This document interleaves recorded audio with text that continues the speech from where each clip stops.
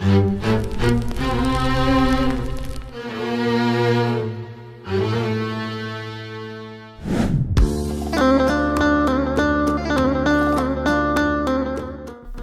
saja tingkah Abu Nawas yang membuat Baginda Raja terkecoh. Sudah berulang kali Baginda Raja mencoba memberi hukuman kepada Abu Nawas. Tapi karena akal cerdiknya, Abu Nawas selalu berhasil lolos dan selamat. Bahkan sayembara yang paling ekstrim pun dengan mudahnya diakali oleh Abu Nawas. Sayembara tersebut adalah Abu Nawas dikubur hidup-hidup. Bagaimanakah ini bisa terjadi? Dan cara apa yang Abu Nawas gunakan hingga ia bisa selamat? Berikut kisah lengkapnya. Suatu hari, Baginda Raja pergi ke negeri tetangga. Ia disambut dengan hangat oleh raja di sana. Baginda Raja juga disuguhi beberapa hiburan yang membuat Baginda Raja senang. Di antara hiburan yang bikin Baginda penasaran adalah pertunjukan sulap, di mana seorang pesulap dikubur hidup-hidup, namun bisa lolos dan selamat. Dan tiba-tiba si pesulap sudah berada di tempat lain. Baginda Raja pun berdecak kagum memuji kehebatan sang pesulap. Beberapa hari kemudian, pulanglah Baginda Raja kembali ke istananya. Ia lalu bercerita kepada para punggawa istana tentang pertunjukan sulap yang luar biasa. Memangnya sulap apa, Paduka? Tanya salah satu menterinya. Ada seorang pesulap dikubur hidup-hidup. Tapi anehnya, ia bisa selamat, dan tahu-tahu si pesulap sudah berada di tempat lain, terang Baginda Raja. Mendengar hal itu, para menteri istana hanya bisa geleng-geleng kepala. Mereka takjub akan kehebatan si pesulap. Kira-kira di negeri kita ada nggak ya pesulap yang bisa melakukannya? Tanya Baginda Raja. Wah, kami tidak yakin ada yang bisa, Paduka. Tapi apa salahnya kalau dicoba? Undang semua pesulap dan Paduka tanya mereka satu persatu, jawab sang menteri. Atas usulan menterinya, Baginda Raja lalu mengundang semua pesulap yang ada di kota Baghdad. Setelah semua pesulap sudah berkumpul di istana, satu persatu ditanya oleh Baginda Raja. Aku ingin ada sebuah pertunjukan sulap, di mana ada seorang dikubur hidup-hidup, tapi bisa selamat. Apakah kau sanggup melakukannya? Mendengar permintaan rajanya, si pesulap pertama mendadak ketakutan. Ampun, Paduka yang mulia, hamba tak bisa melakukannya. Itu sangat berbahaya. Sekali lagi, hamba mohon maaf, Paduka. Tolong jangan hukum hamba, pinta pesulap pertama. Kamu kenapa ketakutan begitu?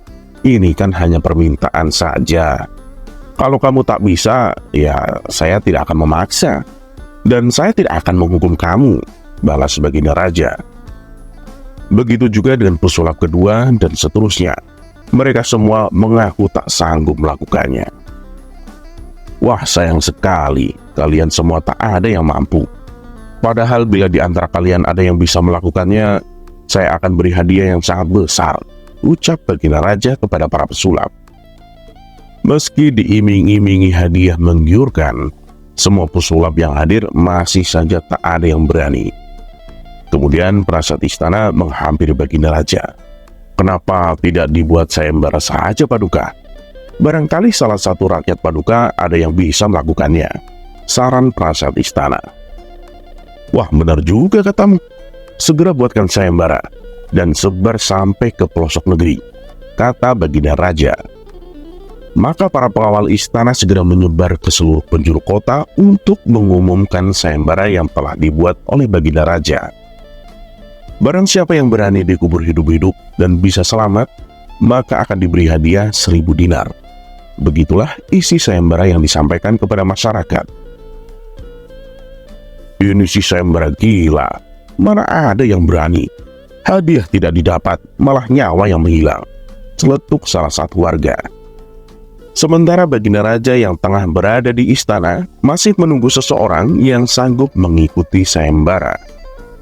Tidak lama kemudian, datanglah seorang pemuda yang memberanikan diri mendaftar. Apa kamu yakin mampu?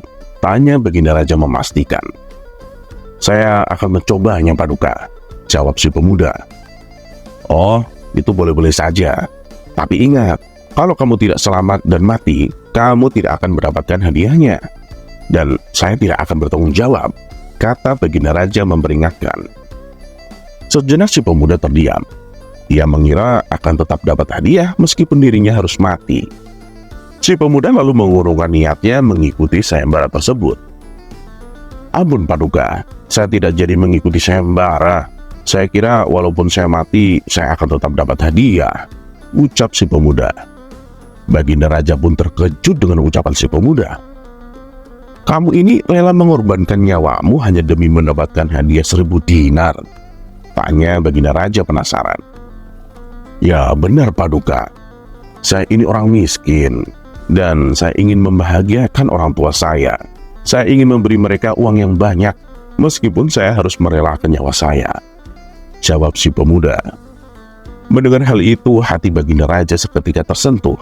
Dalam hati Baginda berkata, betapa berbaktinya pemuda ini sampai ia rela kehilangan nyawanya hanya demi untuk membahagiakan orang tuanya. Rasa iba Baginda Raja bertambah saat melihat penampilan si pemuda yang hanya mengenakan baju seadanya. Wahai anak muda, kemarilah, ini ada uang 100 dinar untukmu. Bawalah pulang dan berikan kepada orang tuamu, kata Baginda Raja sambil menyerahkan uangnya.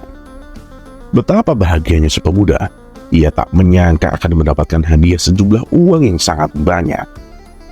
Terima kasih Paduka, hamba tak tahu harus berkata apa. Orang tua hamba pasti akan sangat bahagia, ucap si pemuda dengan mata berkaca-kaca. Ia pun lalu pamit pulang dan meninggalkan istana dengan membawa uang 100 dinar. Selepas kepergian si pemuda, tiba-tiba datang Abu Nawas menghadap Baginda Raja.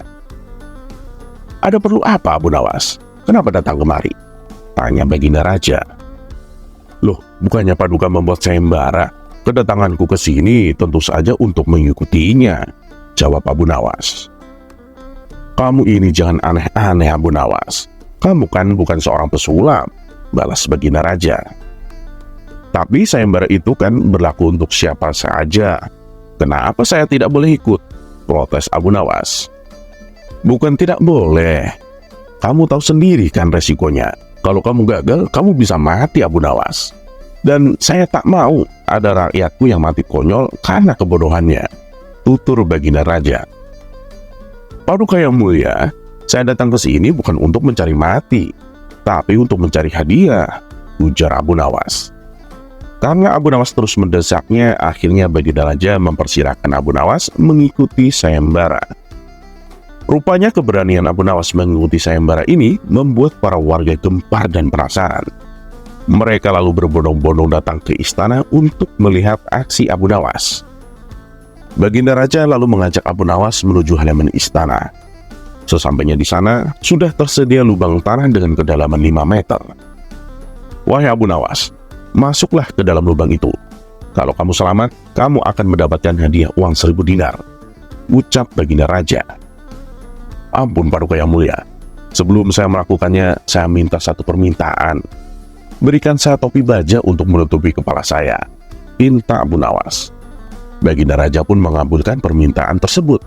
Salah satu topi baja milik pengawalnya langsung diberikan kepada Abu Nawas. Tanpa ada perasaan takut sedikit pun, Abu Nawas segera masuk ke dalam lubang tanah yang dalamnya sampai 5 meter. Setelah Abu Nawas sudah berada di dalamnya, Baginda Raja kemudian menyuruh beberapa orang untuk menguruknya dengan tanah. Disinilah letak kecerdikan Abu Nawas mulai ditunjukkan. Tiap urukan tanah yang mengarah kepadanya, ia selalu menghindar dan menginjak-injaknya. Ia selalu memposisikan kedua kakinya agar selalu berada di atas tanah yang menguruknya. Ia berusaha semaksimal mungkin supaya kedua kakinya tidak terbenam tanah urugan. Sementara Baginda Raja yang menyaksikan merasa penasaran dengan cara Abu Nawas bisa meloloskan diri. Ketika urugan tanah sudah sampai 2 meter, Abu Nawas masih tetap berada di atas tanah. Hingga akhirnya lubang tanah yang dalamnya 5 meter ini sudah tertutup rapat urugan tanah, rata dengan permukaan. Sedangkan Abu Nawas dengan tenangnya berdiri di atas urugan tanah tersebut. Wahai Paduka yang mulia, lihatlah, saya selamat dan masih hidup, teriak Abu Nawas. Baginda Raja pun tertawa terpinggal-pinggal dengan kelakuan Abu Nawas. Baginda tak menyangka dengan cara Abu Nawas yang sangat konyol, tapi juga cerdik. Dan atas keberhasilannya, Abu Nawas lalu diberi hadiah sejumlah uang 1.000 dinar.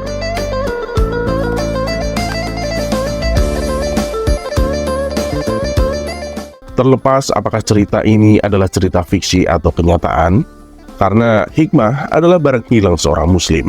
Dimanapun ia menemukannya, maka dia berhak mengambilnya.